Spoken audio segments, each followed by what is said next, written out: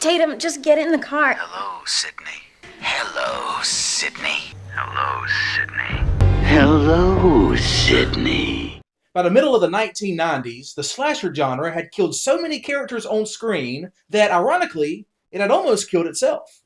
Audiences were bored, tired with stale formulas and predictable scares. And then came Scream. What began as a single horror film became one of the most popular, important franchises in horror history. Scream revived the slasher genre and transformed what we expect from horror, from storytelling, and even from ourselves as viewers. What's unique about Scream?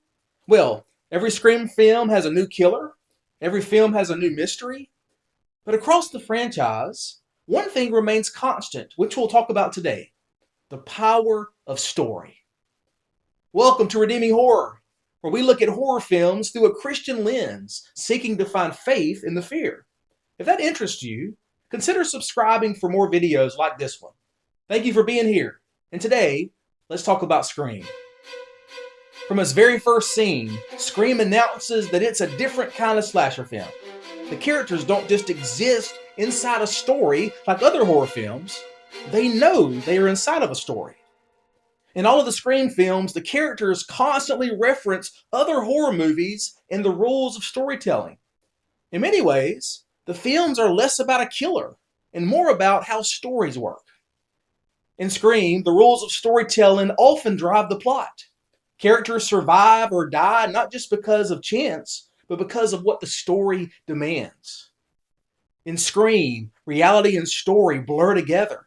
The characters are trapped not just by a killer, but by a narrative they cannot escape.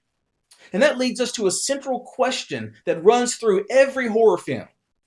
Do the killers make the movie, or does the movie make the killer? From the very beginning, Scream poses the question: can we blame the movies for the violence in our world? Nah, Sid, don't you blame the movies. Movies don't create psychos. Movies make psychos more creative. In Scream 1, Billy doesn't blame the movies, but he claims that they add to the creativity of the killers. This theme becomes even more explicit in Scream 2. Here, the killer isn't just inspired by films, but intends to use them as a legal shield, as if fiction could excuse real evil. I've got my whole defense planned out. I'm gonna blame the movies. It's pretty cool, huh? In Scream 3, the franchise goes further. The in-universe film Stab is blamed for Cotton's murder at the beginning of the movie. Again and again, the culture inside Scream plays with the theme of blaming cinema for the evils in the world.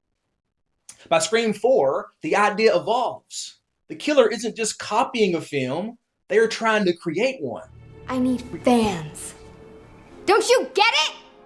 This has never been about killing you. It's about becoming you. Scream 4 shifts from blaming movies to critiquing fame, attention, and identity. The killer's motivation is to be seen, remembered, and mythologized. And it's those desires that leads to the killings. So what do you think? How does story shape us? Can story control us? Let me know in the comments. In the newer films, Scream turns its attention from movies themselves to the people who consume them. In Scream 2022, the focus shifts to toxic fandom. The killers believe they are improving film through their kills. They see themselves as authors, critics, and even guardians of the franchise. Someone has to save the franchise. You see? No one has made a great stab movie since the first one.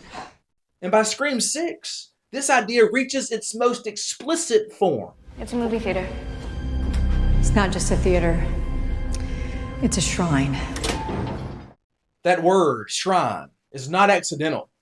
A shrine is not just a place. It's a place of worship. And here, Scream unintentionally touches on something deeply theological. When fandom becomes devotion, the natural progression is worship. The franchise suggests that when people treat stories as ultimate, they can justify almost anything in its name. One of the most interesting and powerful ideas in Scream is that Ghostface is never just one person. In most masked horror films, the killer who wears the mask is the same person. Michael Myers, Jason. But different people wear the mask in Scream. The killer changes, but the evil remains. And that's telling us something disturbing. You can kill a killer, but you cannot kill evil itself. There will always be another person willing to pick up the mask. And this resonates deeply with the Christian faith. The problem is not just bad people out there. The problem isn't the movies or a crazy person with a knife wearing a mask. The problem is the human heart itself. Evil does not wear one face, it wears many. And there's always another person ready to put on the mask. Beyond killers and movies, Scream is also a story about broken trust. Violence kills people, but it does something more pervasive. It fractures relationships. Sydney is repeatedly told, "Do you really want to trust your boyfriend? Do you really trust your friend? Don't you know that history repeats itself, Sydney?" And by the end of multiple films, she is left alone, weary, wounded, and isolated. This is one of the quiet tragedies of the franchise.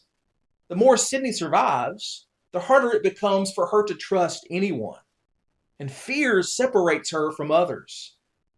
In this way, Scream reveals something painful but true.